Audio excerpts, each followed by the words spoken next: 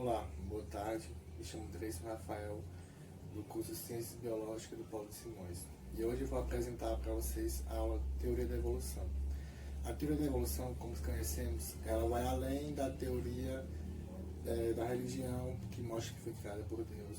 E entre elas, podemos destacar a teoria de Darwin, que é a lei da evolução, e a teoria de Lamarck, lei do uso e desuso. Vou apresentar para vocês agora algumas partes. A teoria da evolução descreve o desenvolvimento das espécies que habitam ou habitam a Terra. Assim, as espécies atuais descendem de outras espécies que sofreram modificações ao longo do tempo e transmitiram novas características aos seus descendentes. Charles Darwin, o autor de Origem das Espécies de 1859, é um dos grandes nomes sobre a teoria relacionada ao evolucionismo. A sua teoria baseia-se na seleção natural das espécies e assim até hoje. Quais são as teorias que podemos citar? Temos o criacionismo, que fala sobre as forças divinas, são responsáveis pelo surgimento do planeta e de todas as espécies existentes nesse caso.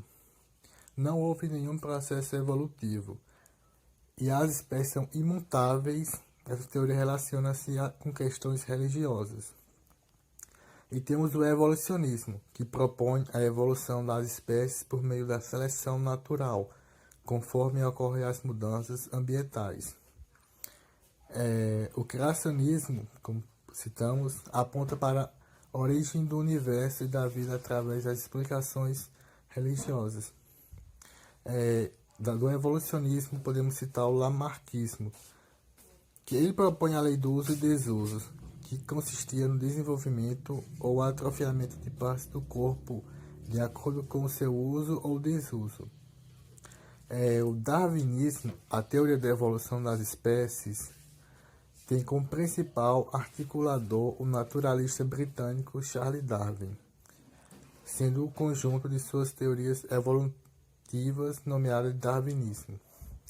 Darwin afirmou que os seres vivos, inclusive o homem, descendem de ancestrais comuns, que modificam-se ao longo do tempo. Assim, as espécies existentes foram evoluindo de espécies mais simples que viveram antigamente.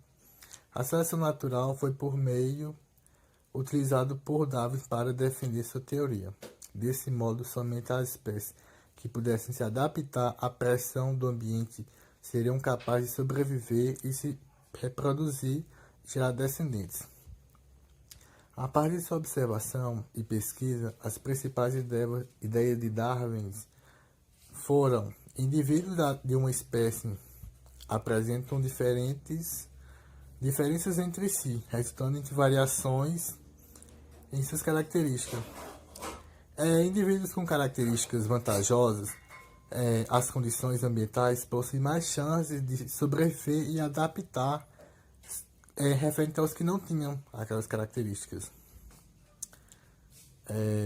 E também podemos citar o neodarwinismo. O neodarwinismo, ou teoria sintética da evolução, surgiu no século século XX.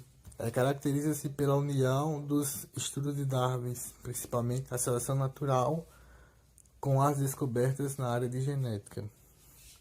Isso porque, na época dos primeiros estudos evolucionistas, ainda não se conheciam como funciona o mecanismo de hereditariedade, a mutação, os quais foram desvendados tempos depois a partir do estudo de Gregor Mendel. A influência atual dos estudos sobre a evolução pode ser percebida em todas as áreas da biologia, destacando-se a citologia, que estuda as células e a sistemática responsável pela classificação biológica.